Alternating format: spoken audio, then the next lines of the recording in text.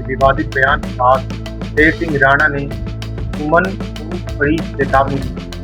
उन्होंने सुमन के बयान की निंदा करते हुए कहा कि यदि सुमन को बाबर इतना प्रिय है तो वे उन्हें बाबर के पास काबुल छोड़ने के लिए तैयार हैं। इसके अलावा शेर सिंह राणा ने सुमन को खुली चुनौती देते हुए कहा कि वे उनके बयान का सार्वजनिक रूप से सामना करेंगे। इन बयानों के माध्यम से शेर सिंह राणा ने रामजी लाल सुमन के राणा सांगा पर की गई टिप्पणी पर अपनी सहमति और विरोध प्रकट किया।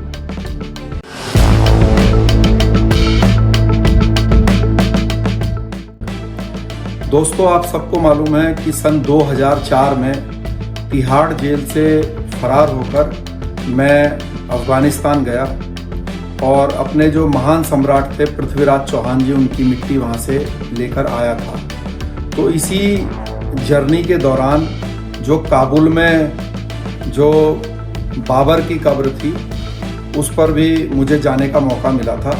तो मुझे जो बाबर की कब्र है उसका रास्ता भी अच्छे से मालूम है। मैं चेतावनी देना चाहता हूँ ये रामजी लाल सुमन जी जो राज्यसभा के सांसद हैं समाजवादी पार्टी से, अगर इनको बाबर से इतना ही प्रेम है तो मुझे बाबर की कब्र का रास्ता जो काबुल में है अच्छे से मालूम है और मैं इनको वहाँ तक छोड़ के आने के लिए बिल्कुल तैयार हूँ अगर ये चाहें। और इनके जैसे देश में जितने भी लोग हैं जो बाबर को अपना आइडियल मानते हैं और राणा सांगा जी को देश का गद्दार मानते हैं, तो उन सभी को हम भारतवासी काबुल छोड़ के आएंगे। और मैं, क्योंकि मैं वहाँ गया हूँ, मुझे रास्ता मालूम है, तो मैं इसके लिए बिल्कुल तैयार हूँ। अगर देश की जनता कहे, सरकार कहे, तो मैं इनको काबुल छोड़ के आने के लिए तैयार हूँ।